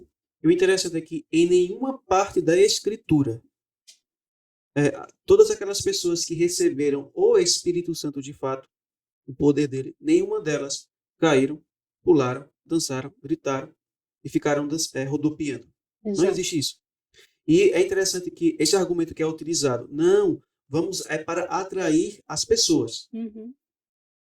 Só que Jesus diz assim, o que é carne, o que é nascido da carne, é carne. Então, aquilo que é carnal vai atrair pessoas de mente carnais. E não pessoas que vão serem convertidas a Cristo. E Cristo mencionou, o que é nascido do Espírito é Espírito. E esse ponto que tu leu aqui, que ela fala que os sentidos dos seres racionais ficarão tão confundidos que não se pode confiar neles quanto a decisões retas. Foi exatamente o que aconteceu com os irmãos adventistas lá em Indiana. Isso. Adquiriram esse estilo de adoração santo misturado com profano, trazendo ritmos dançantes para dentro da igreja. A história menciona que o pastor Stephen Haskell, ele mostra que eles estavam copiando o grupo Exército da Salvação. Do Exército da Salvação, que era uma espécie de igreja que surgiu na época, e eles tinham uma banda que misturava música ritmada, dançante, com letra sacra. E esses adventistas estavam imitando eles nesse estilo de adoração. Por isso que ele menciona que havia tambores, música, dança e gritos, porque eles estavam imitando esses movimentos pentecostais que estavam surgindo naquela época. É isso que eu ia dizer agora. Esses movimentos pentecostais eram novidade. O movimento pentecostal, ele começou a surgir mais ou menos nesses anos aqui.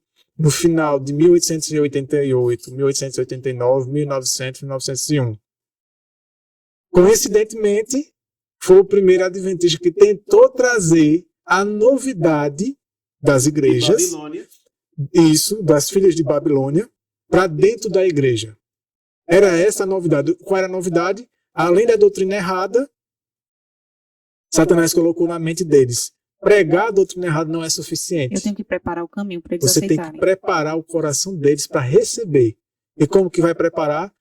Fazendo com que a consciência, o lobo frontal deles, que eles não sabiam, né? Eles não entendem, entre em estado de posso-se dizer que dormência, né? Um tipo de hipnose.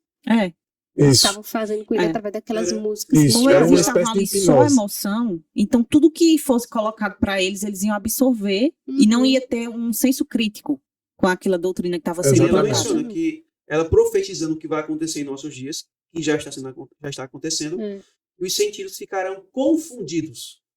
Por isso que eles vão aceitar os erros. Exatamente. Isso. Na verdade, tem aceitado, né? Isso. E o que é que tem acontecido hoje dentro de nossa denominação? A imitação do neopentecostal também.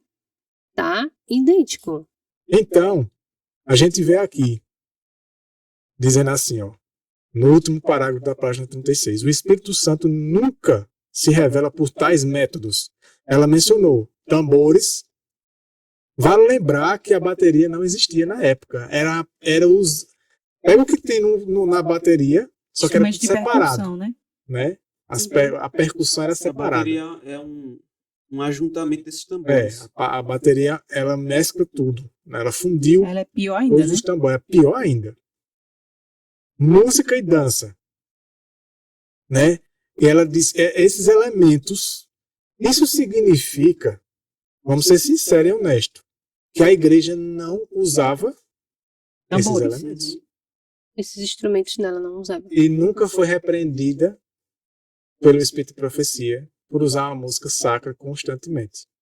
Agora, no momento que trouxe a novidade das igrejas, que estavam surgindo os novos movimentos chamados de pentecostais, quando inventaram de trazer, aí Deus disse, vá lá e acabe com isso.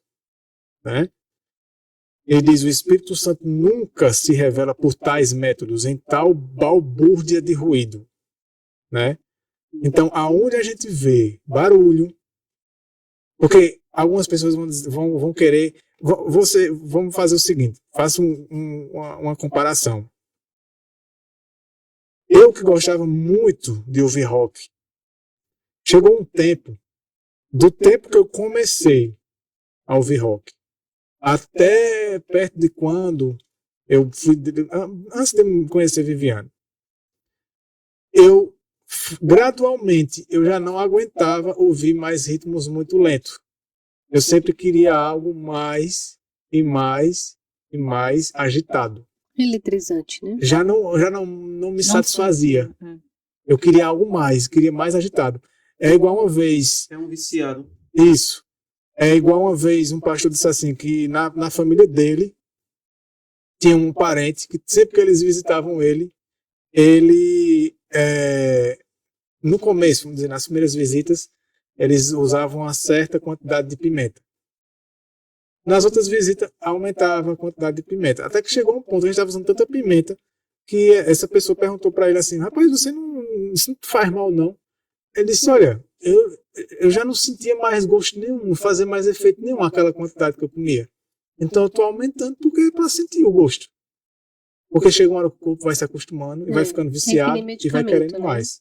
Medicamento também, assim, começa com dosagem pequena, até que o corpo se acostuma, aquela medicação com dose pequena já não faz mais efeito e tem que aumentar a quantidade. Então a música ela não vai parar naquele nível que se encontra, né? E aqui diz assim, isto é uma invenção de Satanás para encobrir seus engenhosos métodos para anular o efeito da pura, sincera, elevadora, enobrecedora e santificante verdade para este tempo. Então, esse tipo de ritmo, quando é introduzido entre o povo de Deus, vai anular o efeito da pura, elevadora e santificante verdade. Vai anular. Por quê? Porque a mente, né, a área do cérebro chamada lobo frontal, ela é afetada pelo ritmo polirrítmico, né? Os instrumentos, a bateria. E é aqui onde o homem raciocina. É essa área do cérebro que leva o homem a dizer sim e não.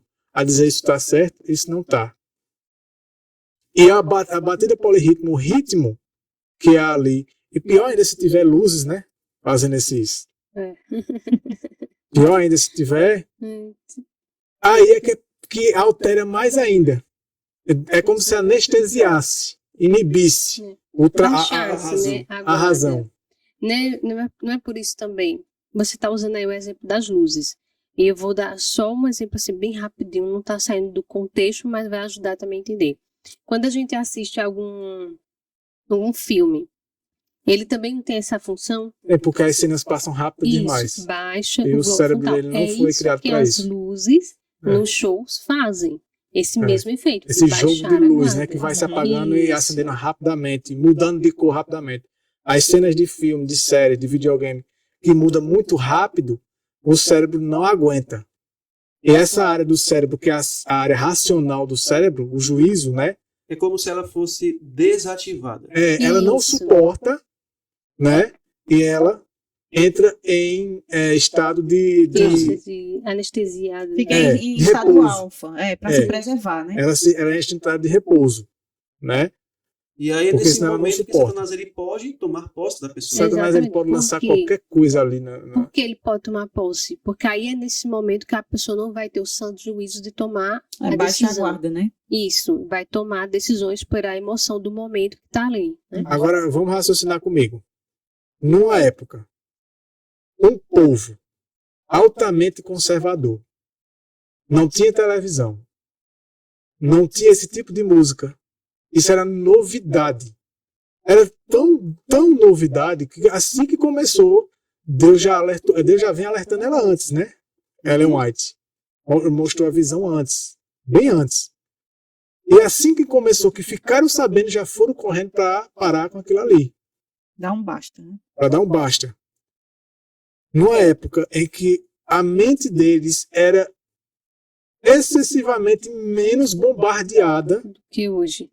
por essas coisas que alteram a consciência. Vamos dizer aqui, eu imagino, em comparação ao que a gente tem hoje, não tinha caixa de som, não tinha como aumentar volume, não tinha como amplificar volume, aumentar grave, não tinha bateria. Era um tambor, que nem aquele tambor Centro de Umbanda. Também. Era tudo muito bem menos intenso do que hoje. Bota bem menos. E eles nisso. chegaram a esse ponto, né? E com poucos dias, que durou 10 dias, né? Eles já chegou ao ponto de ficar nu. Possessos. Né? Por que foi tão rápido assim? Porque o organismo dele, a mente deles não estava acostumado com isso. Imagina se você pudesse voltar no tempo, numa máquina do tempo, levasse a música de hoje, os ritmos de hoje, para aquele tempo lá. Em vez de 10 minutos, seria 10 minutos. E ligasse uma caixa de som na frente deles, eu acho que dentro de 1 minuto ele já começava a ficar alterado. Aquilo já alterava eles. E aquilo ali ia fazer o quê?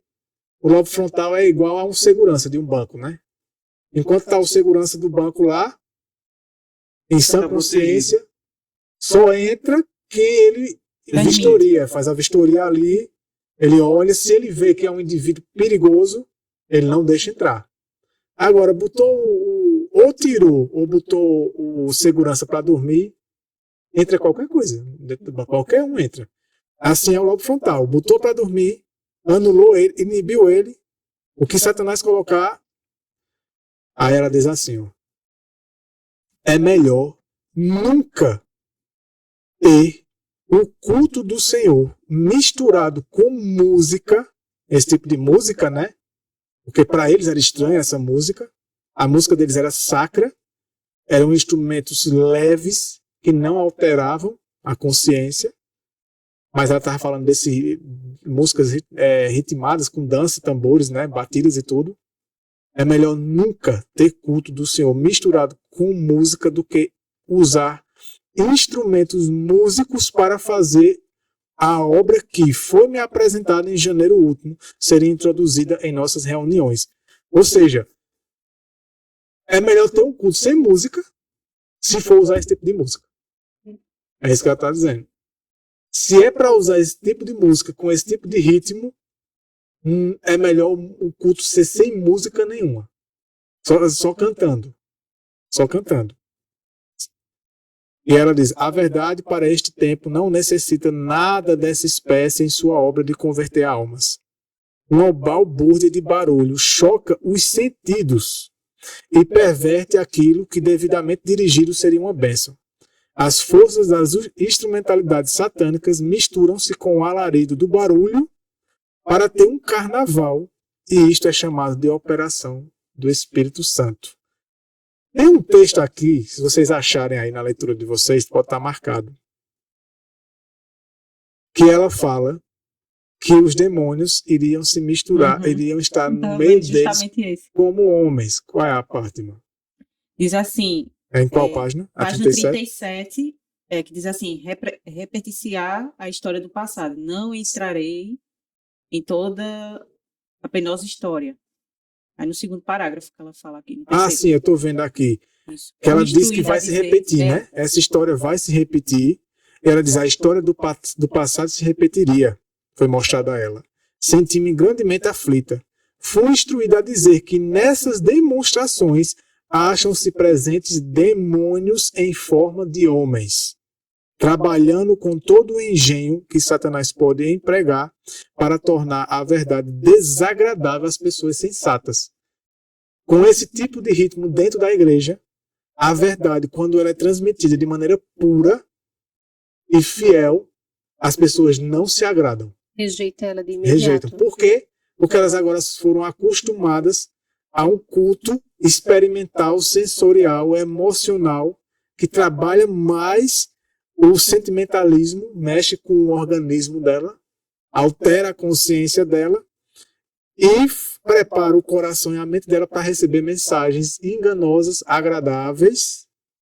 Mensagens agradáveis. Justamente. Então, assim, quando a gente vê essa aplicação que é feita, né?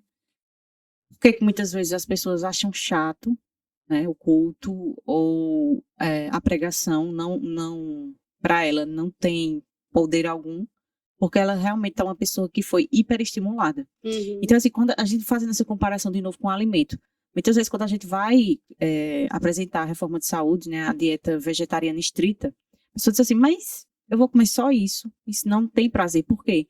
Você está com ali o seu paladar pervertido, bem acostumado com as aí coisas. você das come iguarias. brigadeiro e quando você vai comer uma fruta. Aí é porque a fruta é ruim ou porque você degradou o seu apetite. E você agora não pode apreciar, né, o sabor da fruta que Deus ofertou ao homem, deu ao homem. Vamos fazer essa comparação assim. Você pegou o brigadeiro, né? Vamos fazer a comparação com o alfarroba, né? Porque para nós vegetarianos, o que substitui o chocolate é o alfarroba. Uhum. Tem pessoas que quando é passado para elas trocar o chocolate pelo alfarroba, elas não têm prazer nenhum e rejeita. Porque justamente isso, o paladar delas foi muito acostumado com o pervertido, com o doce. O doce ele faz o quê no nosso corpo, nos nossos nervos? Ele anestesia, ele dá a sensação de prazer, né? Libera ali dopamina, libera ali todos os sentidos bons. E o alfarroba não vai fazer isso, por quê? Porque ele é natural.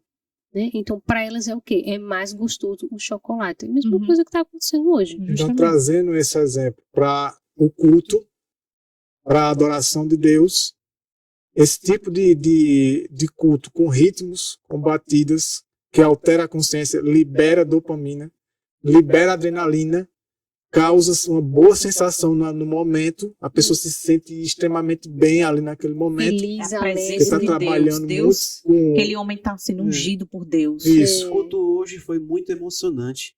As Uhum. pessoas choraram. Eu senti Deus lá, como se Deus fosse um sentimento. Isso. Exatamente. Aqui diz assim, para finalizar. Essas coisas, na página 38, primeiro parágrafo. Essas coisas que aconteceram no passado, olha só, viu? Hão de ocorrer no futuro. Ela repete de novo a advertência, né? Hão de ocorrer. E lembrando que o que a gente leu que eu ia comentar, eu me lembrei agora, que demônios estão nesse tipo de evento, nesse tipo de adoração, nesse tipo de culto, disfarçado de homens. A gente nunca vai imaginar quem é. A gente pode ter noção, como João Batista, né? Quando ele sentia a Ele presença. percebia. Como que a gente pode perceber? Pessoas que estão, não está me fugindo a palavra, estão promovendo, incentivando e, digamos que, não aceitam quando alguém diz, não, isso está errado. E é esse tipo de pessoas que botam a igreja contra essas pessoas que estão tentando alertar que aquilo está errado. Claro, né, a gente não vai sair por aí dizendo isso aí, fulano é um demônio. Não a gente vai fazer isso, né? Mas, se ela disse que existem a presença de demônios em forma de homens, a gente não vai saber quem é, mas tem. Só o fato de ter o ritmo, você já sabe que ali os demônios estão agindo. Ela diz, Satanás fará da música um laço pela maneira por que é dirigida. Não é toda a música, né? A música sacra, bem produzida, bem conduzida, bem regida, ela vai elevar. Expulsar os demônios. Isso, vai expulsar porque é desagradável para eles, assim como é desagradável para as pessoas que estão acostumadas com esses ritmos. Você nota, quando bota aqueles hinos clássicos, música mais clássica, uma música mais sacra, tem gente que detesta. Isso é música de velho. Fica em ponto de se manifestar ali. Isso é música de funeral, isso é música de gente... Não, isso é muito chato, é muito parado. Porque ela está superestimulada, né? Com o tipo de culto. Deus convida seu povo, e voltando, Satanás é quem vai fazer isso, né? Deus convida seu povo que tem luz diante de si na palavra e nos testemunhos a ler e considerar e dar ouvidos. Ou seja, volte-se para a palavra de Deus profundamente para respeito e profecia. Instruções claras e definidas têm sido dadas a fim de todos entenderem. Mas a comichão do desejo de dar origem a algo de novo dá em resultado doutrinas estranhas, destrói largamente a influência dos que seriam uma força para o bem, caso mantivessem firme o princípio de sua confiança na verdade que o Senhor lhes dera. Esse desejo de querer trazer coisa nova, coisa inovadora, que foi o que aconteceu em Indiana. Aquele pastor, ele viu um movimento lá do Exército da Salvação, que era um movimento novo, o surgimento ali, os pioneiros do pentecostalismo, achou interessante, Satanás colocou uma mensagem na mente dele, ele levou a mensagem e ainda levou a maneira como as pessoas iriam aceitar aquilo ali de maneira inconsciente. Hoje, as pessoas estão sendo levadas à mesma coisa. E pessoas, principalmente, que têm o desejo de querer algo novo, que vão buscar nas igrejas por aí, querer trazer o que está dando sucesso, aliás, está dando sucesso, né? Está dando certo nas igrejas por aí. Aí está atraindo muita gente, né? Esses ritmos, essas músicas. O povo está gostando muito. Vamos trazer para a nossa igreja. Atrai muita gente, atrai muita gente. Dá certo, vai ser uma coisa que vai atrair muita gente, inclusive vai atrair gente desse meio aí, dessas igrejas aí. É a maneira, né, como a gente pode atrair. Ou seja, o foco é número e atrair pessoas, e os fins justificam os meios. Quem foi que inventou essa palavra, vocês sabem? Maquiavel. E quem foi que reproduziu elas digamos que no cristianismo após a reforma? Não sei. Quem? Loyola. Vocês sabem quem é Loyola? Sim. O pai fundador dos jesuítas. Que foi o exército que foi criado pela igreja romana católica para caçar os protestantes. Ele disse, o fim justifica os meios. Ou seja, o importante é chegar na finalidade. Agora, o meio, como vai chegar nela, não importa. A gente quer acabar com isso aqui, seja lá como for. Então, a gente pode ver que no movimento da carne santa,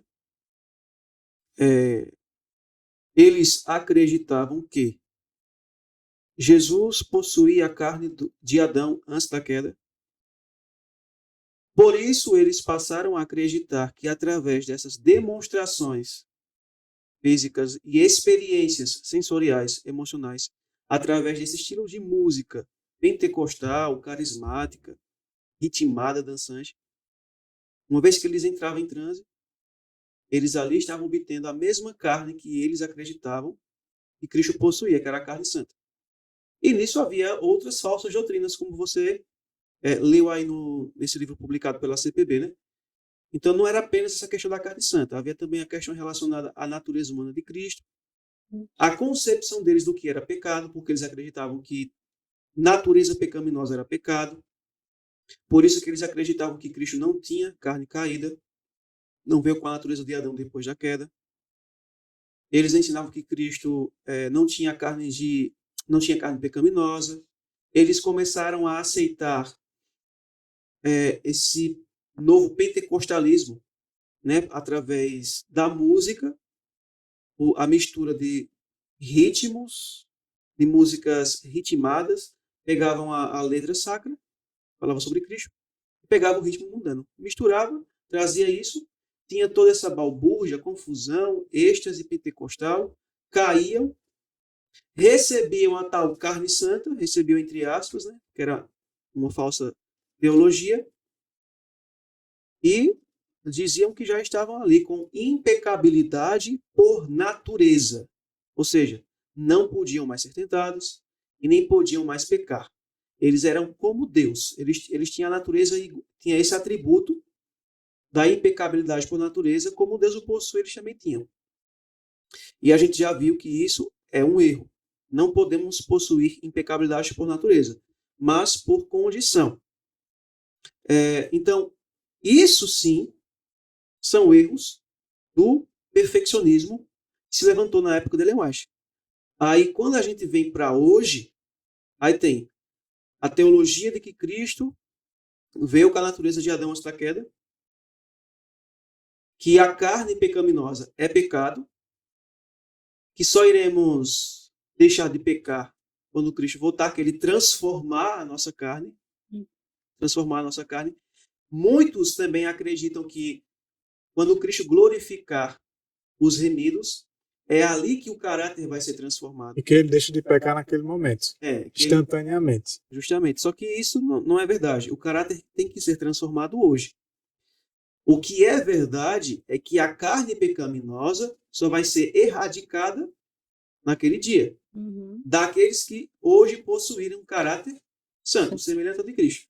Então a gente vê eles ensinando essas heresias que eram ensinadas no passado e distorcendo o que de fato é o perfeccionismo. Aí, então, esse é o grupo que são os verdadeiros perfeccionistas. E além estão da seguindo teoria, o movimento da carne santa, como Ellen White profetizou que iria voltar a acontecer. E o que fortalece essas teorias falsas para as pessoas aceitarem? As músicas. O ritmo que tem sido introduzido hoje no meio evangélico, no meio cristão, e pense bem se a gente não está vendo isso no nosso meio. Vou repetir novamente aqui. É um erro o que eles estão dizendo em relação ao seguinte: acreditar que pelo poder de Deus é possível vencermos toda e qualquer tentação e assim escolhermos não pecar, mas viver uma vida de perfeita obediência à lei de Deus, de perfeita conformidade com a sua vontade, de não pecar, eles dizem que isso é perfeccionismo. Mas nós já vimos que isso não é perfeccionismo, porque não era isso que eles ensinavam. Então, se isso é perfeccionismo, então Cristo era um perfeccionista. Porque ele viveu pelo poder de Deus, venceu todas as tentações e ele viveu sem pecar, sem nunca cometer um pecado.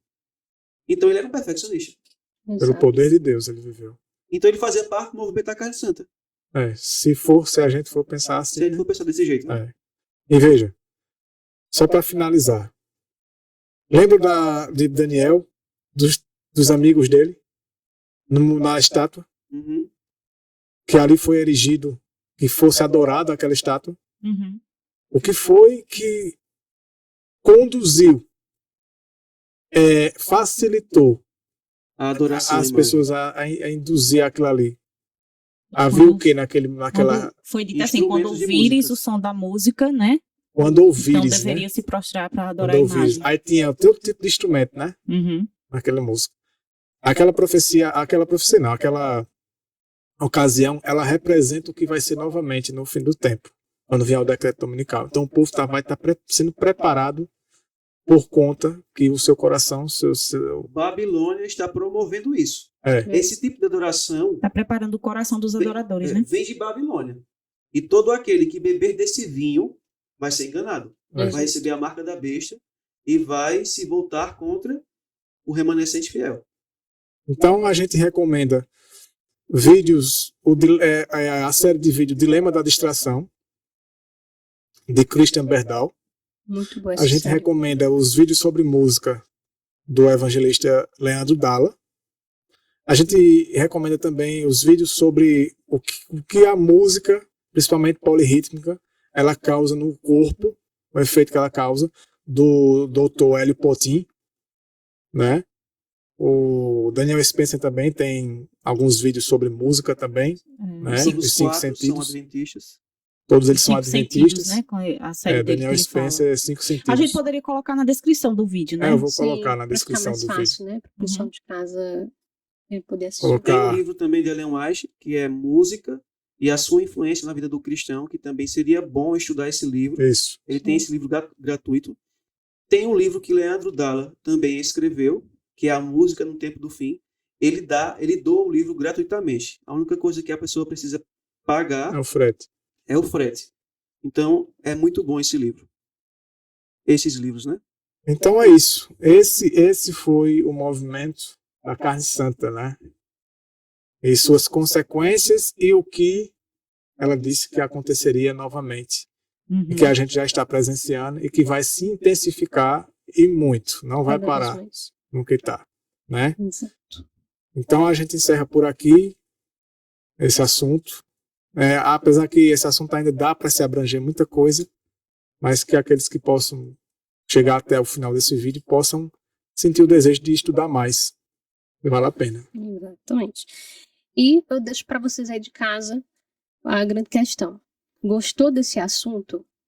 Achou esse assunto interessante? Tem alguém que você conhece que precisa aprender isso aqui? Compartilhe com ele. Compartilhe com seus amigos, com seus familiares, com seus irmãos da igreja. Esse assunto é muito importante porque ele envolve o tempo do fim, tá bom? Curta esse vídeo, compartilha, deixa seu like, deixa seu comentário, ele também é muito importante. E se você ainda não é inscrito, eu reforço aqui o pedido. Se inscreve no nosso canal, ativa o sininho, para que você possa receber mais conteúdo como esses e muitos outros que virão também. Deus abençoe você, abençoe sua família, que o Espírito Santo do Senhor sempre esteja contigo e até o próximo podcast, se Deus quiser.